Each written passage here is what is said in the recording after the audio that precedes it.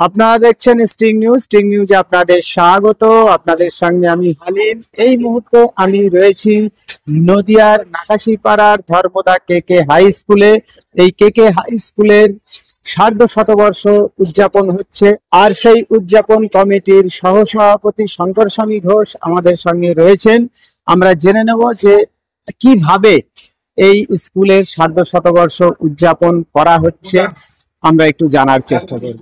প্রথমে স্টিং নিউজে আপনাকে স্বাগত জানাচ্ছি।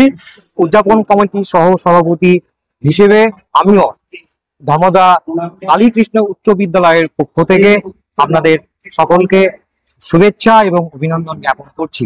আমি যে বিষয়টা জানতে চাইছি সেটা হচ্ছে আপনারা কিভাবে এই স্কুলের যে একটা 150 বছর সেটাকে আপনারা উদযাপন করছেন, এই যে সার্ধশতবর্ষ। একটা বিদ্যালয় যখন 150 বছরে পদার্পণ করে, সত্যি সেটা একটা গর্বের বিষয়।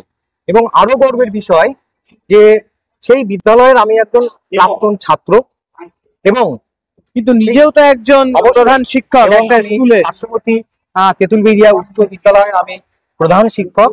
এখান থেকেই আমার তো পড়াশোনার সূত্রপাত। আমি এই যে সাফল্যের জায়গায় গেছি, তার জন্য তো এই বিদ্যালয়ের আমার কাছে মাতৃসমা। মানে আজকে আপনি যে প্রধান শিক্ষক হয়েছেন, এই স্কুলই আপনাকে প্রধান শিক্ষক করে তুলেছে। অবশ্যই এখানকার এই বিদ্যালয়, এখানকার যারা প্রাক্তন শিক্ষক শিক্ষিকা রয়েছেন, তাদের প্রত্যেককে আমি কৃতজ্ঞ চিত্তে স্মরণ করি আমার এই সাফল্যের জন্য। একজন প্রাক্তনী হিসেবে এই স্কুলের খুব গর্ববোধ হচ্ছে। ভীষণ। এটা সকলের জীবনে সত্যি করে আসে না, আমার জীবনে এসেছে। আমি মনে করি এটা আমার সার্থক জীবন। আচ্ছা, আজকে কি কি কর্মসূচি ছিল বা কবে থেকে কবে এই উদযাপন যেটা চলছে, কদিন চলবে? দেখুন, প্রথম শুভ উদ্বোধন শুরু হয়েছে 31শে ডিসেম্বর 2024।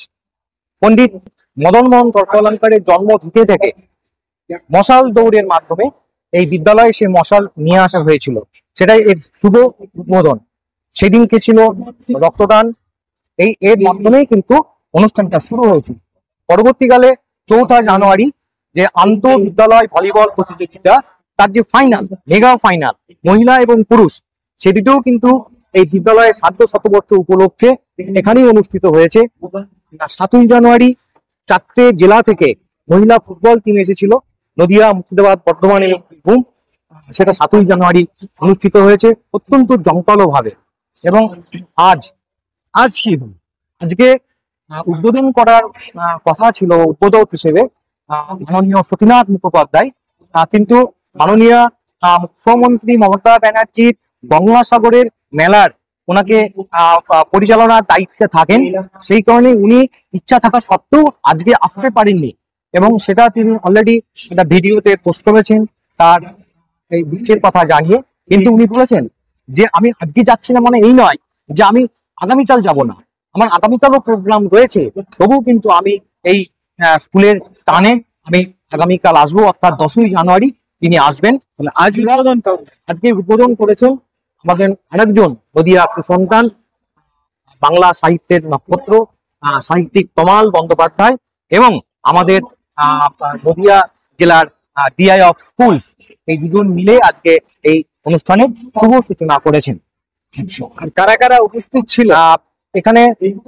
এখনো পর্যন্ত যারা উপস্থিত হয়েছেন, এই বিদ্যালয়ের তো প্রধান শিক্ষক রয়েছেন, বিদ্যালয়ের প্রাক্তন প্রধান শিক্ষক মিলনন্দু বিশ্বাস রয়েছেন। তার একদম নুজ্জ শরীর নিয়ে তিনি উঠতে পারেন না মঞ্চে, তা সত্ত্বেও তিনি এখানে এসেছেন।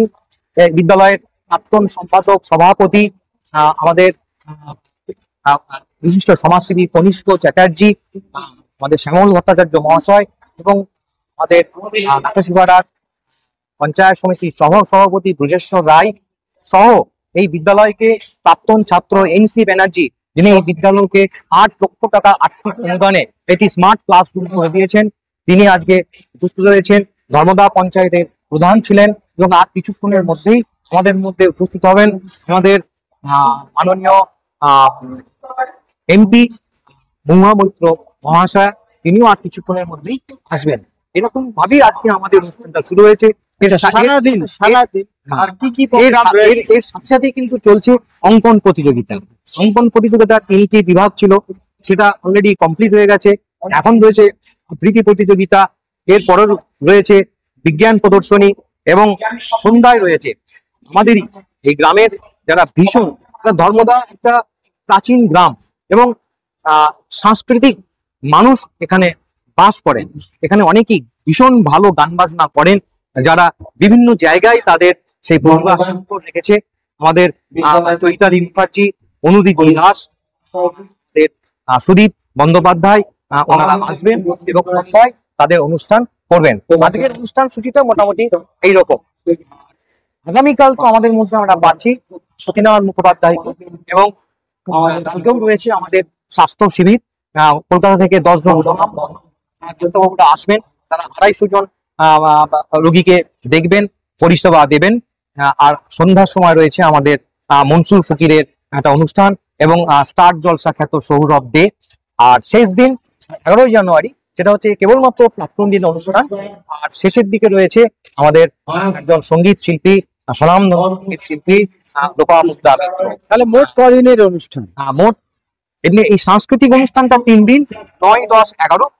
তার মধ্যে 31 তারিখে একটা শুভ সূচনা হয়েছে, 4 তারিখে ভলিবল হয়েছে, আর 7 তারিখেও মহিলা ফুটবল হয়েছে এবং আজকে সকালে যে শুরুটা সেটা কিন্তু একটা রোড রেসের মাধ্যমে একদম ধুলিয়া টিকিট থেকে বিদ্যালয় প্রাঙ্গণ পর্যন্ত প্রায় 60 জন প্রতিযোগী সেখানে অংশগ্রহণ করেছিল। ভীষণ বর্ণাঢ্য ভাবে সকলেই মিলে, সমস্ত প্রাক্তনী এবং বিদ্যালয়ের শিক্ষক শিক্ষিকা সকলে মিলে অক্লান্ত পরিশ্রম করে কিন্তু স্কুলের জায়গায় এটা নিয়ে যাওয়ার চেষ্টা হচ্ছে। এত বিদ্যালয় যারা আমাদেরকে একটা জায়গা তৈরি করে দিয়েছে, তাদের কাছে আমাদের একটা বড় পাওনা। এই দিনটা বাদশা, আপনার কাছ থেকে জানতে ইচ্ছে করছে যে আপনি যে সময় পড়াশোনা করেছিলেন, আসলে এই ধরনের অনুষ্ঠানে প্রাক্তনীরা আসে এবং সেখানে সেই স্কুল জীবনের বন্ধুদের সঙ্গে দেখা হয়, এরকম বন্ধুদের সঙ্গে কি দেখা হচ্ছে?